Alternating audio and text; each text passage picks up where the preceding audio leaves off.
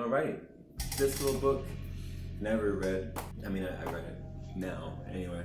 It's called The Mysterious Stranger by American humorist Mark Twain. I never heard of it, but I did see a little sketch on a movie, The Adventures of Mark Twain or whatever. There's a scene in there that references this book. It's not a direct translation, but the events from the movie kind of happen in the book. But it's very different. They took a lot of liberties, you know.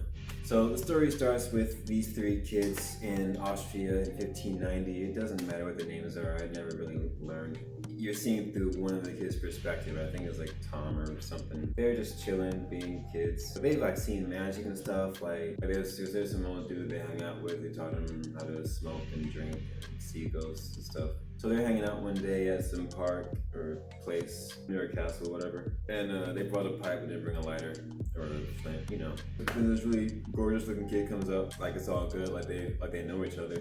But they get cool, you know, it's all gravy. Then the kid thinks to himself, oh, I'd offer him the pipe, but I don't have a lighter.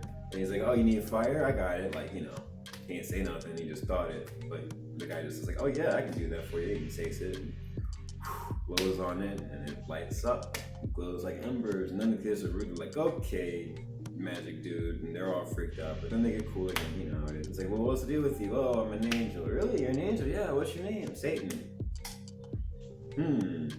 Okay. That's kind of his name, isn't it? Yeah, that's my uncle. It's weird, but it's, you know, whatever. That's his whole thing. He's like his uncle, and he's been alive for like thousands of years. I've seen everything. It's cool. It's whatever. So they're messing around. Like they just kind of like play around for a minute. They're making little people and having fun. And Satan's always talking about one thing or another through the book. While he's talking, one of those little guys or two of those little guys that they made start squabbling and getting all, you know, Jerry Springer. So he like kind of turns around at him and stamps him out, you know, MOP style. Just kind of minds his own business again. And all the kids are like, whoa, you just killed our man. And he's like, so? People are of no value. We could make more sometime if we need them. The whole time throughout this book, the kids harping on the moral sense as some kind of impediment on human beings. Since Satan never took of the tree of the knowledge of good and evil, he doesn't know what it is, so he just doesn't sin. He's without sin. Even though definitely killed those two people, and all throughout the book he's making them kids feel like crap for knowing good and evil. So some old cat comes through, he's like an old preacher or something, but he fell out of favor. And so he walks by where they are, but Satan makes him all invisible. Guy walks up and he finds some bag of money that homeboy left, Satan, he left there. It's 1,107 gold ducats he finds.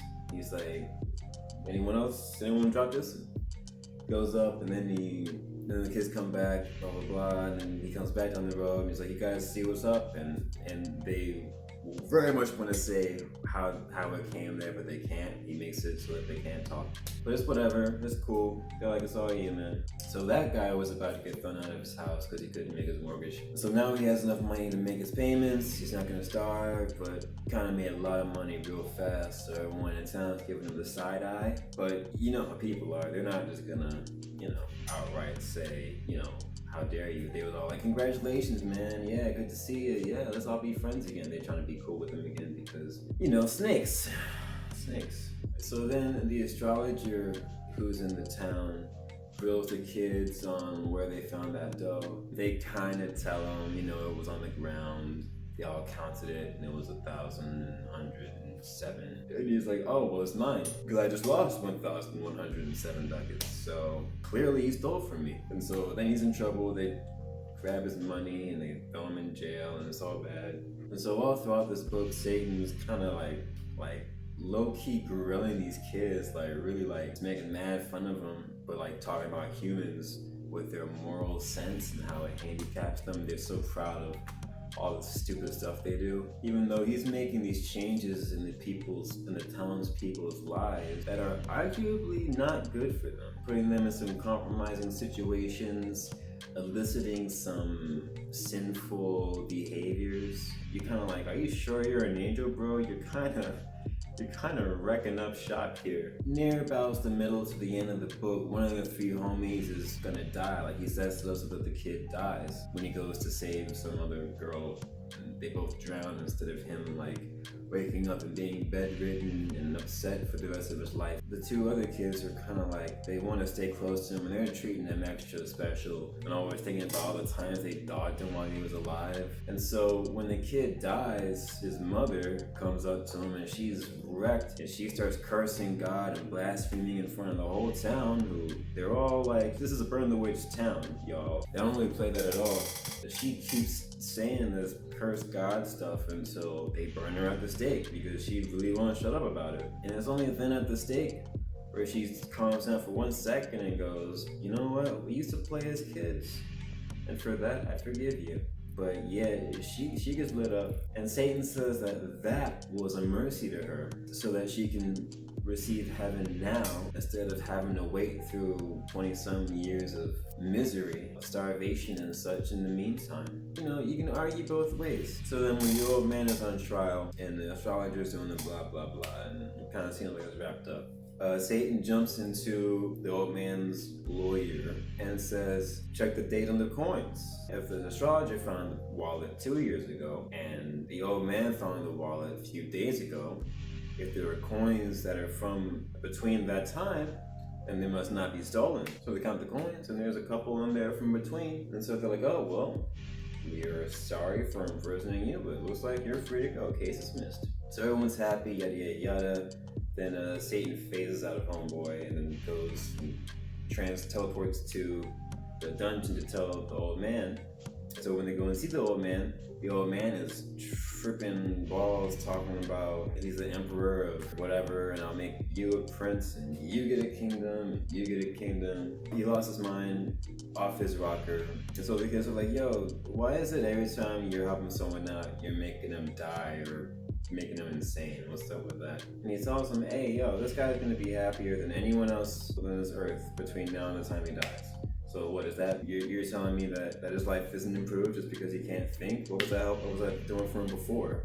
And the book ends with that one kid, the main kid, after like a year, a couple of years or so. Satan doesn't really come back. He comes back one last time and says, hey, yo, I'm done. I gotta go elsewhere in the universe, and I'm not gonna be back. And he's like, wait, well, the next life, surely, right? I'll see you? And he's like, what do you mean, next life? This is it, yo. Nothing exists. This life doesn't exist. Heaven doesn't exist. Hell doesn't exist. It's just empty space in you, and you're just a thought. You're not anything else. Stop giving credence to things that don't matter. When I first read that, I was like, what the heck are you talking about? What does that even mean? It wasn't until I had to go way back to the beginning and reread the story and see what actually was happening that I understand what he meant with that last little spiel. Everyone's doing these things. They're burning people out of a sense of morality, but that sense of morality is so skewed, such a small view. It took me a minute to realize he was right, and even though he was such a dick to those kids, he really has zero compassion. You can't say he's not Pareto efficient. You can live your life for 20 more years of sadness and anger, or you can be in bliss now. You're just not, alive. But what's so great about that? Pretty freaking crazy. As I was reading the book, I only made one note that I thought, this might mean something to me later. And when I finished it and went back to it, it really sums up the entire point. This is in reference to a young lawyer who wants to favor with the old man's niece or whatever she is. She's teaching somebody, and he wants to know if she's available or if the lesson's almost finished. He asked us how the lesson was getting along, and we told him it was about done. And maybe it was so. We didn't know anything about it, but we judged it would please him, and it did, and it didn't cost us anything. Yeah, man. Sure, maybe he lied, but he made his life better. So if you have a moral sense, a knowledge of good and evil, and here's the weird thing, like knowledge of good and evil in this sense and the moral sense, it doesn't quite make sense in a biblical way, the way that this book hashes it out. Morally, Satan all the time is talking about how terrible human beings are, how human beings are the only ones who do murder and stuff. No, that's not true. I've seen ant kill another ant. But I think the thing that shocked me the most about this book was just how Satan actually wasn't like a malevolent character. It's not like he didn't have empathy with these kids. If he knew the thoughts that the kids were thinking, he certainly could feel what they were feeling. It just didn't matter to him because it didn't matter at all. I think that's a really powerful message. It's 70 pages, bro. So you're not gonna be wasting your time if you pick it up. 4 out of 5 stars, I'll give it. Yeah, 4 out of 5 stars because it was pretty dang fly. And it was challenging, like it challenged me. Like I didn't agree with it, but then that didn't matter. I don't know what I'm gonna do next, so whatever. All right, y'all, peace to you. Nobody exists on purpose. Nobody belongs anywhere. Everybody's gonna die. Come watch TV.